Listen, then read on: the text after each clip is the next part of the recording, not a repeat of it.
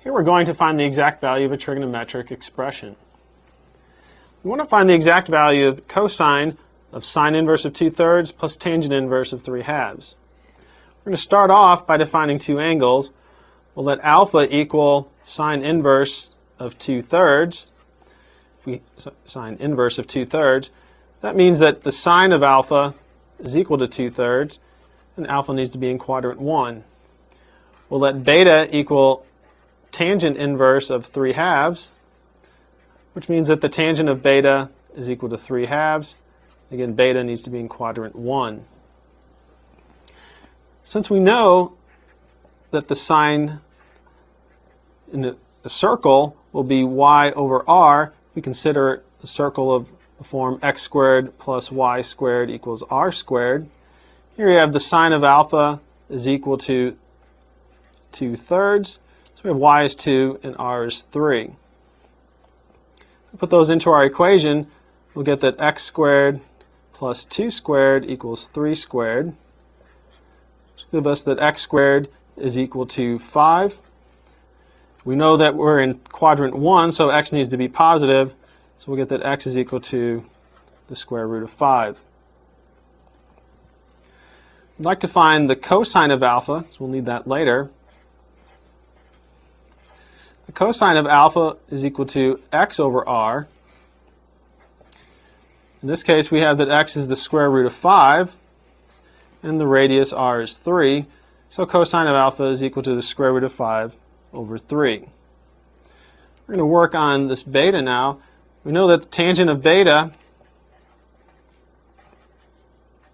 tangent is equal to y over x. In this case, we have 3/2. Again, consider a circle of the form x squared plus y squared equals r squared. In this particular case, we know y is 3 and x is 2.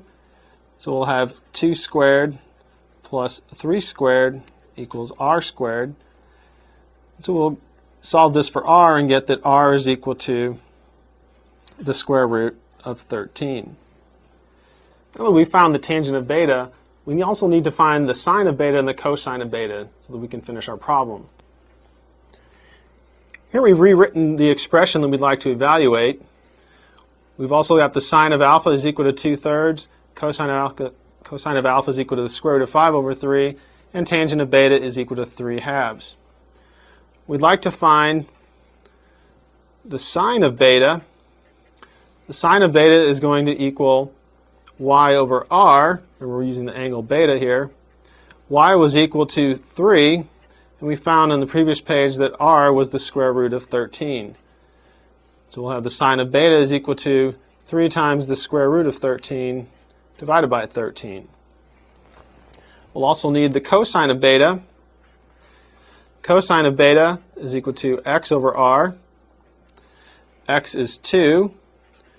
And we had r was the square root of 13.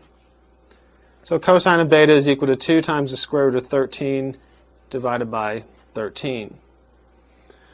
And remember that we defined the sine inverse of 2/3 to be alpha, tangent inverse of 3/2 was beta. So what we're really looking for is the cosine of alpha plus beta. We're going to use the sum rule for cosine to rewrite this as cosine alpha cosine beta minus sine alpha sine beta. Then we're going to plug in our known quantities.